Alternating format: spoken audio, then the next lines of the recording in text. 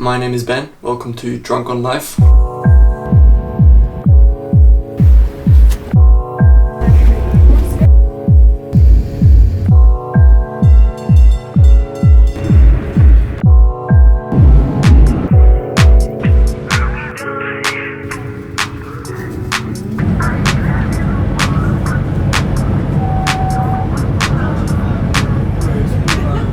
I've got lots of videos about Interrail coming up in the future, so if you like this kind of content, it will help me out a lot if you clicked that subscribe button.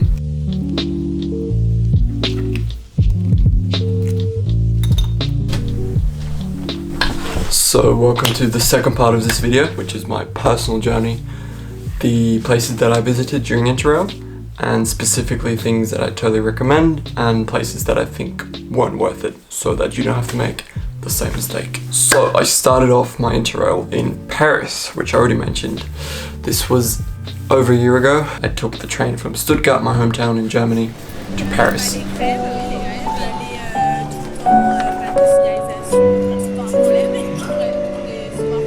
plan was to work there or kind of live there for 3 or 4 weeks.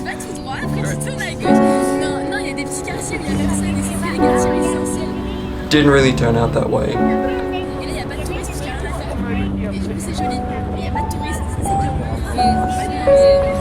I met cool people, had a great time in Paris. Anyway, my Interrail ticket only started on the 15th of September and was still early September.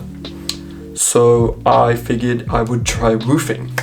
If you've never heard of roofing before. So it's basically volunteer work on a farm or just anywhere out in the country. And fortunately, I found an amazing place in southern France. I didn't want to stay there for weeks on end, so I'm quite grateful for that. That was kind of fun, you know, just for 5 days. C'est pas disponible avant demain après-midi.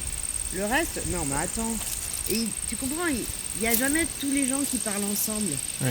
Sinon tu parles ensemble, tu fais le programme, Oui. t'écris, ça va. Non mais on n'est pas des machines. Hein. Non, tout à fait. Ah ouais. Non, puis toi tu vas voir, si tu restes un peu, si tu veux faire une journée, tu vas te balader ou quoi, on te prête une voiture, tu vois, tu peux aussi, ça va. Hein. Then I went back to Paris again, all by bus and you know, things that I had bought without Interrail, for a concert of The Blaze, which if you know them, pretty amazing, absolutely worth it.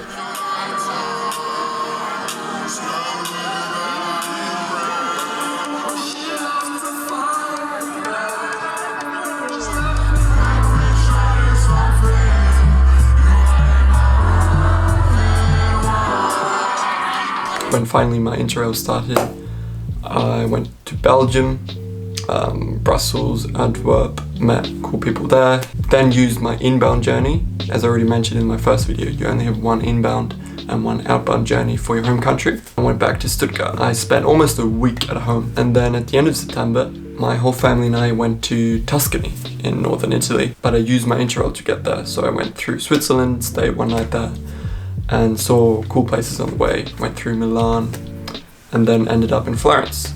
After that, my sister and I went on to Rome, also by train. She just bought a normal ticket. I obviously had Interrail, so I didn't have to book anything. Then from there, my sister went back to Germany and I continued. I took a night train from Rome all the way down to Sicily, actually. I stayed in southern Italy, still on the mainland, in an Airbnb right at the ocean, which was beautiful. But I would say that was the time where I felt my most miserable or my most lonely, because I had booked 3 days there, didn't really know what to do. The ocean was amazing and I was grateful for that, but I was just missing something. I mean, it's just part of the journey, loneliness, you know, solo travel in general. And that's also what I wanted to talk about in this video, because you do in fact gain so much. I don't regret anything about this, and I'm so grateful that I did do this on my own. You don't have to, you know, stick to a plan. You can change things.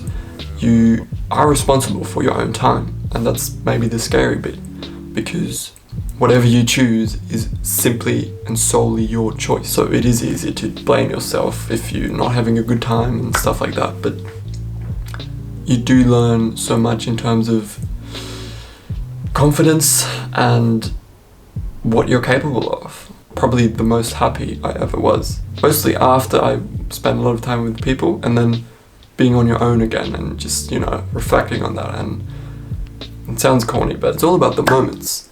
It's not like, you know, the whole week is amazing and it's whatever you see on Instagram, because that's not reality, as we all know. But it's just those moments, you know, where you're like, what the frick is happening?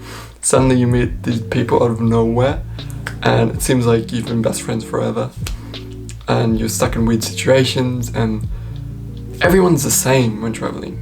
You can be rich, you can have lost a person, I don't know what situation you're in. But when you're traveling and you're meeting other people in hostels or in, you know, situations like that, we're all the same. And that's something that is so beautiful and that I really valued when traveling. Of course, I will say, in a lot of hostels, I did not meet anyone. And in some places, the people were a bit weird. It always depended on the hostel. Why I think solo traveling is so good, that you just become open to everything. Because you have to, you're forced to. And you learn to cope with these problems that just, you know, come out of nowhere, because there's always problems, but you just don't have to make a big deal out of it. You know, everything fails, and it will fail. Those are the moments that you learn the most, I would say. Okay, that was a long ramble about solo travel.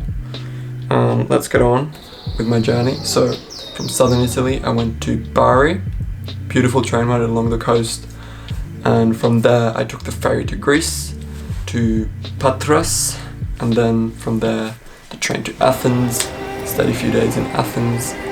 Amazing time. The hostel was like 14 euros, right in the city, with the balcony.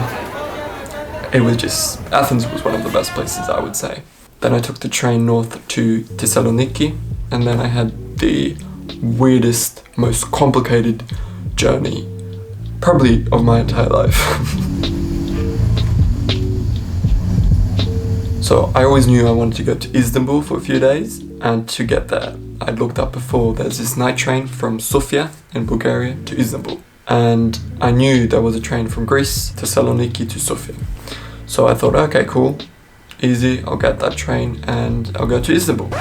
Greek and Bulgarian trains do not match. You have to take a train from Thessaloniki to a weird station somewhere at the border between Greece and Bulgaria.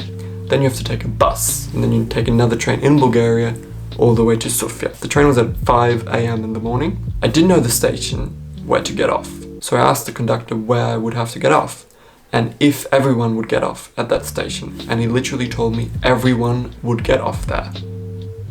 So I'm like, okay, cool, easy, put in my earphones, stare out the window. So 1 hour passes, 2 hours, 3 hours. At this time I'm like, this is a bit weird. I think, like, I feel like we've passed it. So I look on Google Maps, like tracing, you know, where you're going. And I could see that we're almost at the border. And there was a weird train station, and I looked out and it looked like, you know, literally just in the middle of nowhere. There was not even there was just one tiny house and 2 people got off the train. So I was like, okay, nah, this is definitely not the place. I'm not even gonna ask, because the guy told me everyone will get off. The train continues, and I look on Google Maps, and the location changes and it goes away from the border. I still wasn't too sure about it. I thought maybe we'd somehow go back. Couldn't really ask anyone. Nobody really spoke English that well. Finally, the train stopped and everyone got off. So I was like, okay, cool. Maybe there's a bus from here, because there were buses. So I asked the bus drivers, does this go to Sofia? They're like, nah. So turns out all those buses go to some other place in Greece, and nobody on that train was going to Sofia. So I went back to the train that was still there, because it was the end station. And the conductor came to me, he's like, oh, why didn't you get off? Then he blamed it on my earphones, that he actually did an announcement, which maybe he did, I couldn't understand it. I should have listened, probably. I had to go back on the train, go all the way back to that station that I should have gotten off originally. So like 3 hours later, I'm finally there, get off, and I'm just on my own, like literally in the middle of nowhere. There were only tracks and like one tiny house. There's one guy or 1 or 2 people working there. So I asked the people there, how do you get the bus? They're like, oh, the bus only runs once a day, and the next one is tomorrow. It's like a 10-minute journey, which is like, the only option was to take a taxi. So that's what I did. However, I couldn't go over the border because that would have cost, you know, a fortune. I had to pay 20 euros for that, which, I mean, it's not a lot for a taxi, but it is a lot for Greece, and definitely for someone who's trying to save money. Had to walk over the border.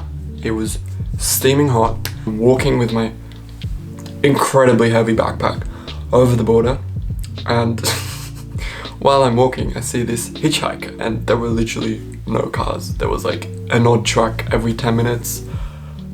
I had no idea what he was doing there, so I was like, there's a train station right there. Why don't you just come back to Sofia? Because it doesn't look like fun what you're doing. So he agreed. He didn't know there was a train station, and it was like 1 or 2 kilometers away, so not miles, but it was still a bit of a walk. And when we finally got there, there was no direct train to Sofia anymore. That was only matched to the bus in the morning. So we had to change trains twice. So we had to wait around 1 hour. Again, middle of nowhere, there was nothing to do. The slowest train I've ever been on in my entire life. I'm grateful it was there anyway. So somehow I ended up in some tiny village, had to change trains, wait for half an hour again.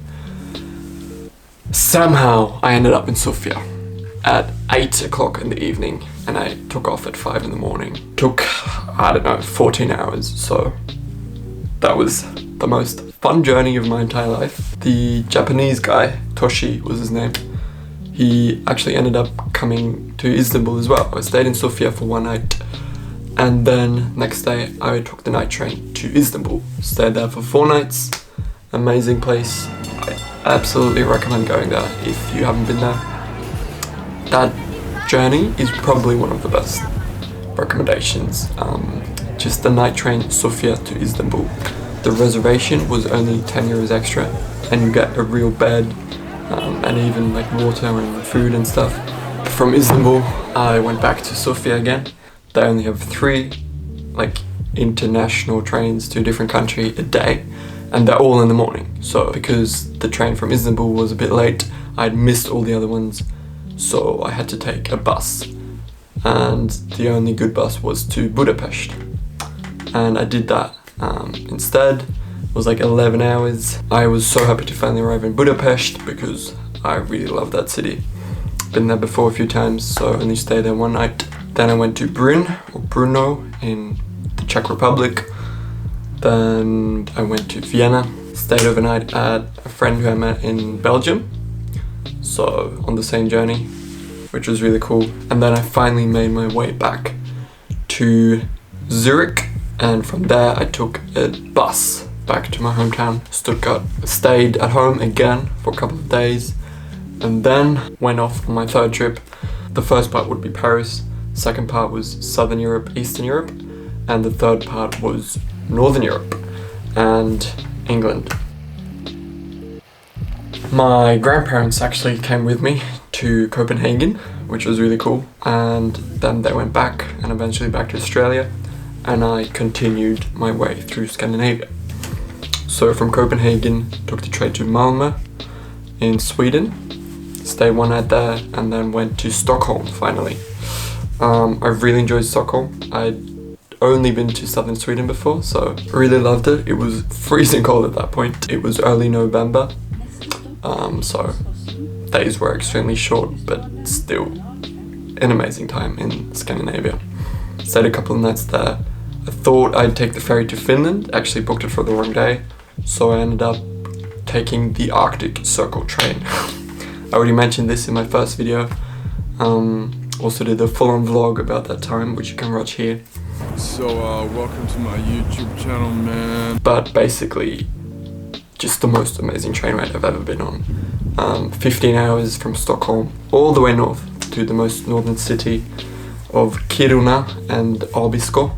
And again, met really cool people. Didn't see the Northern Lights. I wanted to, but I was not very lucky. The day before and the day after they were actually on, you could see them. but not when I was there. But it's okay, I still had an amazing time.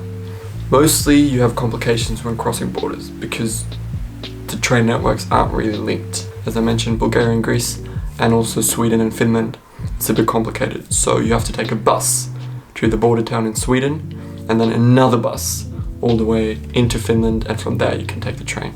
So 2 buses.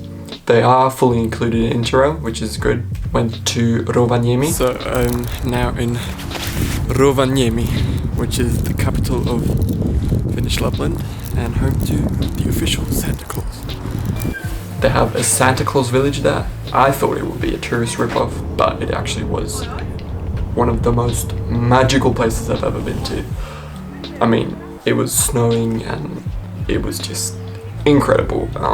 Honestly, one of the most amazing places. Probably because I didn't expect anything. I try not to have expectations, or at least not high expectations, because first of all, it's always different than you expect things to be. And secondly, you can't be disappointed. And then I took the night train all the way down to Helsinki. Met up with a few people, Amy, who I'd met in Sweden, and Ocean, which was really cool. And then I took the weirdest ferry to Tallinn in Estonia. It cost me 20 euros and it was like a cruise, like a party cruise kind of thing. You had your own bed, like a private room for 20 euros. I do not know how I got that. I think it was like a special price. Look it up if you happen to be around. Maybe they have that more often. Stayed a night in Tallinn, then back to Helsinki, then to Turku in Finland. From there, took the ferry again to Stockholm, took the train to Gothenburg, which I really enjoyed, and then I went to Oslo. Oslo I found a bit disappointing. It was also raining the whole time, so I didn't have too much fun in Oslo, but I then took the train to Bergen, and that train, wow. Definitely check it out if you're there. Oslo, Bergen, that train is just incredible. Stayed a few nights in Bergen, met up with Amy again, and then everyone had recommended this special panorama train between Myrdal and Flåm in Norway. I have to say, I thought it's a bit of a rip-off. Even with Interrail, you get 20 or 30% discount and you still have to pay 30 or 25 euros, and it's only a 1-hour journey. I mean, it was beautiful, it was amazing, but the train from Bergen to Oslo, the normal train, was almost as beautiful and you didn't have to pay extra for that. So I don't recommend doing that. If you're on a budget, if you have the money, go for it. Then I went back to Oslo, couldn't find accommodation, didn't really know what to do, so I thought, you know what, just catch another night train. That's the logic of Interrail. So I took the night train to Trondheim, stayed one night there, did couch surfing actually, which was kind of cool. And then back to Oslo again, and then from there I took a flight, my only flight, to London. And then I still had 2 weeks in Britain and Ireland, which was pretty cool. I spent probably 4 days in London because I hadn't been there for a long time, and London's always cool. And I met up with Wilson, who I met in Sweden, and met lots of other cool people. Shout out to Nat and Sophie. And then from London I took the train to Manchester through Birmingham and ended up in York, which everyone told me was supposed to be really nice, and I did really enjoy it. And then I went to Edinburgh in Scotland, stayed one night, and then I went to Glasgow, which I thought was really not that nice, but again it was raining and dark, and I guess that changes a lot. And then I wanted to get a train in Scotland to go further north. Somehow I always just wanted to go north, I don't know why, it's just like a thing. It ended up in a place called Malay. Couldn't really do much there. It is the place where you could go to the Isle of Skye, which I will do in the future someday, but I didn't have the time, so I just went back, stayed in a place on the way back called Crianlarich, I believe. That was a youth hostel, and that was pretty cool. Met another Czech guy, and we ended up climbing a mountain called Ben's Moor. I actually thought I might end up stuck on that mountain. It was super cold and rainy and windy and slippery. So from there I went back and went to Liverpool, met up with Nat, who I met in London. And then from there I took the ferry to Belfast in Northern Ireland, and then went on to Dublin, where again I stayed for 2 nights. I'd been there before, and now I'll end up studying there. So you'll see more of Dublin in the future for sure. I really like that place. I think it's a great city. I actually wanted to go to Galway for 1 day, but the train was kind of late, and so I thought I might as well just go to Limerick, stay there, and then go to Galway. But I wasn't aware that the Irish network is pretty badly connected, and so I only went to Limerick, which again, kind of like Glasgow, don't really recommend it if you don't have a reason to go there. Pretty much just went back to Dublin again. Couldn't do much, but you know, it's part of traveling. And then from Dublin, took the ferry back to Wales. Holyhead, I think, is the place. And then you can take the train from there, and I went to Bristol, which had always been in our school books when we were in 5th and 6th grade. And I don't know why, but I just always wanted to visit it. And it was pretty cool. I really like Bristol. Lots of markets going on and just a cool vibe. It's just a 10-minute train ride from Bristol.